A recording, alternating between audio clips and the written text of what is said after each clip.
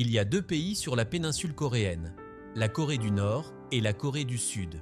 La capitale de la Corée du Nord, Pyongyang, est propre, ordonnée et stricte, mais elle comporte de nombreux interdits et des lieux inaccessibles aux visiteurs.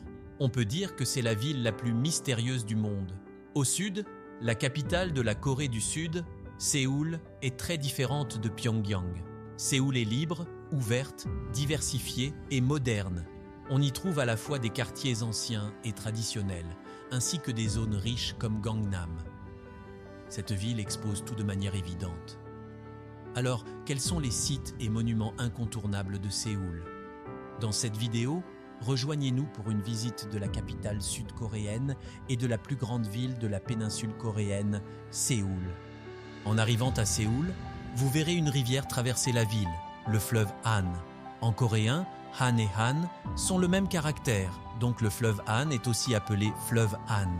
Bien que le fleuve Han soit le 4e plus grand fleuve de la péninsule coréenne, il était très facile pour les bateaux provenant du fleuve Han d'entrer dans la mer Jaune et de naviguer vers la péninsule de Shandong en Chine, favorisant ainsi le commerce à partir du XIIe siècle. Séoul est alors devenue la plus grande ville de la péninsule coréenne. Aujourd'hui, la péninsule coréenne est divisée en deux pays, en raison de la situation politique tendue à l'embouchure du fleuve Han, situé entre la Corée du Nord et la Corée du Sud. Ce fleuve n'est plus utilisé pour le commerce. Cependant, Séoul conserve son importance historique. Le fleuve Han divise Séoul en deux parties, le nord de la rivière et le sud de la rivière. Commençons par le nord de la rivière, où se trouvent principalement les quartiers anciens, conservant le charme traditionnel avec des palais royaux anciens, des maisons basses et des marchés traditionnels.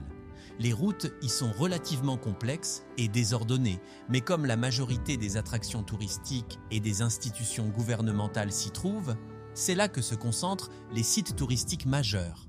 Lorsque l'on pense à la Corée du Sud, on pense immédiatement à la Maison Bleue, mentionnée dans de nombreux reportages. Depuis la fondation de la République de Corée en 1948, la Maison Bleue a été la résidence officielle et le bureau du président sud-coréen. Jusqu'à cette année, elle était le centre politique de la Corée du Sud. La Maison Bleue est un complexe de bâtiments dont le principal est adossé à la montagne Bukhansan, avec un toit en forme de courbe typiquement coréenne. Son trait le plus remarquable est ses tuiles bleues, d'où son nom en anglais Blue House, correspondant à la Maison Blanche des États-Unis. Cependant, la Maison Bleue est réputée pour son mauvais feng shui. Ainsi, le 10 mai 2020, après la fin du mandat présidentiel de Moon Jae-in, la Maison Bleue a cessé d'être la résidence et le bureau présidentiel après 74 ans. Son successeur, Yoon Suk-yeol, a déplacé le bureau présidentiel vers un nouveau lieu.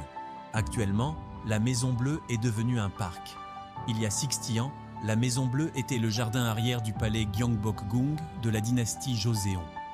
Le palais Gyeongbokgung est le plus grand et le plus magnifique palais royal construit par la dynastie Joseon, la dernière dynastie unifiée de la péninsule coréenne en 1395. Au cours des 60 années suivantes, le palais a été détruit et reconstruit à 2 reprises. Depuis les années 1990, le gouvernement sud-coréen a entrepris de restaurer le palais dans son état d'origine. Et à ce jour, seulement 40% du palais ont été restaurés. Cela n'empêche pas le palais Gyeongbokgung de rester le plus célèbre monument ancien de la péninsule coréenne. La porte principale du palais Gyeongbokgung est la porte Gwanghwamun, considérée comme la porte nationale par les Coréens et un symbole historique de Séoul. En traversant la porte Gwanghwamun, vous arriverez à une place où se trouve une statue du roi Sejong. Le roi Sejong est vénéré comme le plus grand souverain de l'histoire de la péninsule coréenne.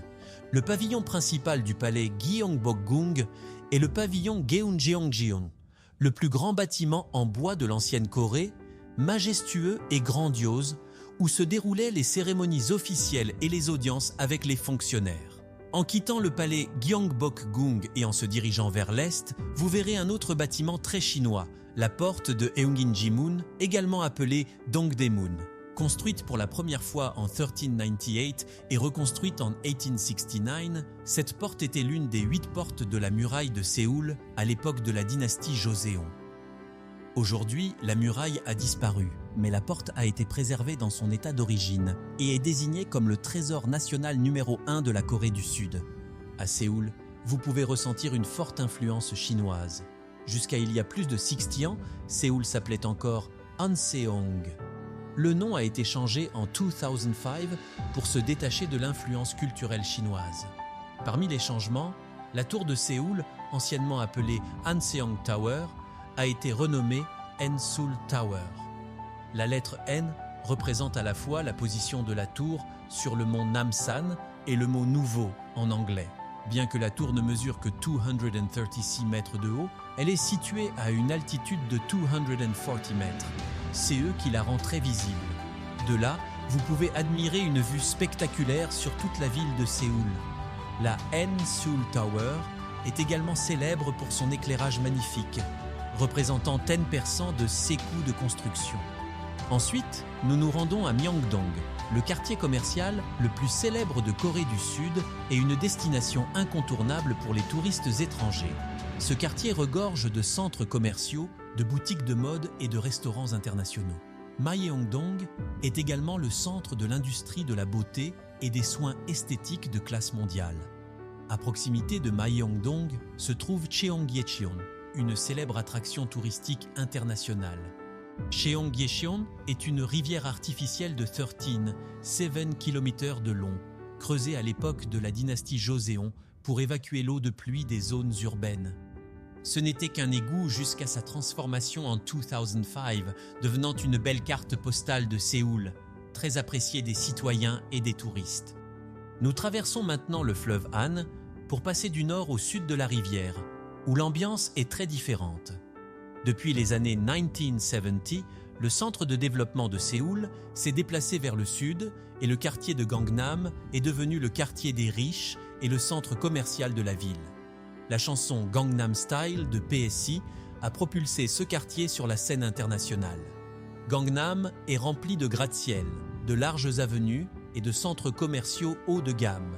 De nombreuses entreprises multinationales et centres de mode de luxe y ont installé leurs sièges.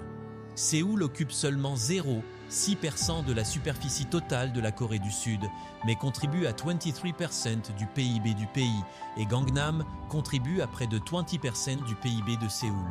Le monument le plus représentatif de la rive sud du fleuve Han est la Lotte World Tower, siège du 5e plus grand conglomérat de Corée du Sud, le groupe Lotte.